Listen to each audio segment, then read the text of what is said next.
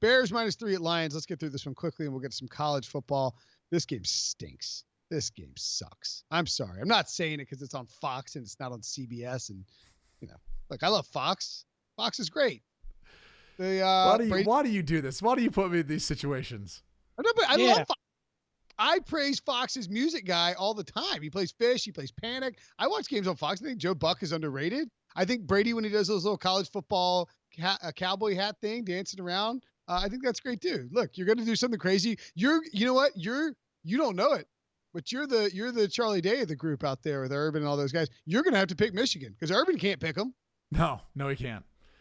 So why is Charlie Day? I don't know about that. I don't know if I can go that direction. I think I already did a preview in this podcast we did, and I think I just picked Ohio State by 10, so I can't really backtrack on that.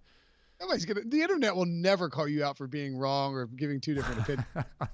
And by the way, you were the closest living thing to Charlie Day, Will. So I'm not really so sure about that. No, I know. Bears at Lions, Brady. Bears are -3. It sounds like Jeff Driscoll is not going to play. The word on the gambling streets is that once it's officially announced, this game would probably move to Bears -4. David Blau. Yeah, formerly out of Purdue. Really good kid. Can actually sling it a little bit. Better athlete than you realize. Kind of small, but he can make all the throws. He's a smart kid. Played a good amount of football. Had a lot of respect for him during his time at Purdue. So, I'm not necessarily thinking that's going to give them a chance in this game. Mitch Trubisky maybe had a confidence builder game last week, but I'll let Ryan take this one more. I feel like I've talked too much on this podcast already, and to be quite honest with you, this isn't really a great matchup. So, Ryan, I'll be honest. I had no idea David Blau was playing. I thought it was going to be a Jeff Driscoll extravaganza. So look, here's what I say now. Every time people listen to this podcast know what I'm going to say when we talk about the Lions. It starts with Matt Patricia, who I do not like very much as a coach. I don't think he's done a very good job. They started 2-0-1 this year after winning 6 games last year. They've lost 7 of their last 8 games. Who are you going to blame? You can blame Quinn, the GM, and you can blame Matt Patricia. Because, Brinson, guess what happened the 2 years before Matt Patricia got fired? Jim Caldwell went 9-7. Back-to-back years. So here we are. So this team is not very good. There's no quick fixes. They got rid of Quandre Diggs. They tried to get rid of Darius Slay. What's the plan? It's a great question. I mean, it was one of the questions I was asking myself when I heard Darius Slay was on the trading block in general. And once they got rid of Diggs, and this is weird because going back to last year, I got to cover the Lions. They were really high on him. And, coming into the league, he kind of, to me at least, fit as like one of those safeties that could come down and play the slot, or as a nickel back. He was a very good player. In fact, quick story on that. So I've got this Texas Tech game, and this guy, Quandre Diggs, absolutely unloads on this backup quarterback who comes in for an injured Davis Webb. Do you guys know who that backup quarterback was at Texas Tech? Patrick Mahomes. It was. Literally lit up in one of his first starts, first burn time. He's playing for an injured Davis Webb. Patrick Mahomes comes in. Quandre Diggs comes off the slot. It was a zone to keeper. He never saw him. Lights out. Next quarterback in, the one and only Vinny Testaverde Jr. Wow. How about that? We are depressingly old. Yeah. That makes you feel old, even though Vinny played till like he was 50. So anyway. Sure.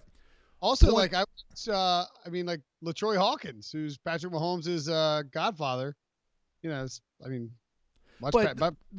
point is this: what is the plan there in Detroit? Are you moving on from Matt Stafford? Or are you not after this year? Can you even make that decision? He actually played pretty well this year when he was playing, and he's dealing with an injured back. That's 2 years in a row now. He had an injured back at the end of last season.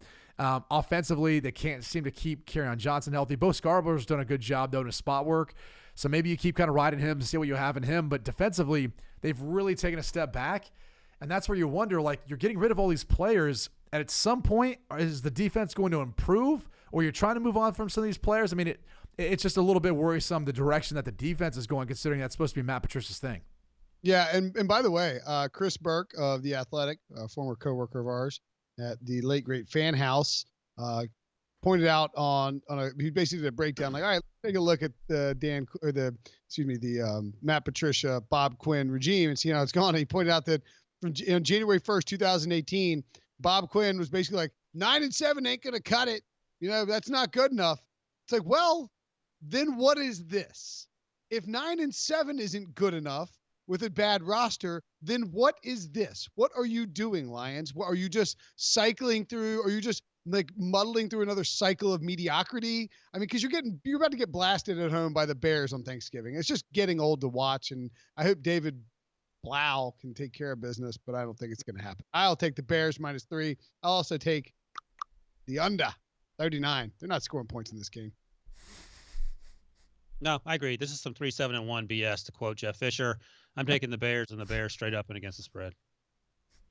Brady? Bears, I'll lay the points under most likely, although I'm a little bit concerned that this actually could be a big performance for Trubisky. Maybe you get a couple turnovers from David Blau, although, again, David Blau ain't scared. I think they actually may throw the football up a little bit, even though that goes against what Matt Patricia wants to do and how Bo Scarborough, how well he's run the football for them since he's gotten in a little bit of playing time.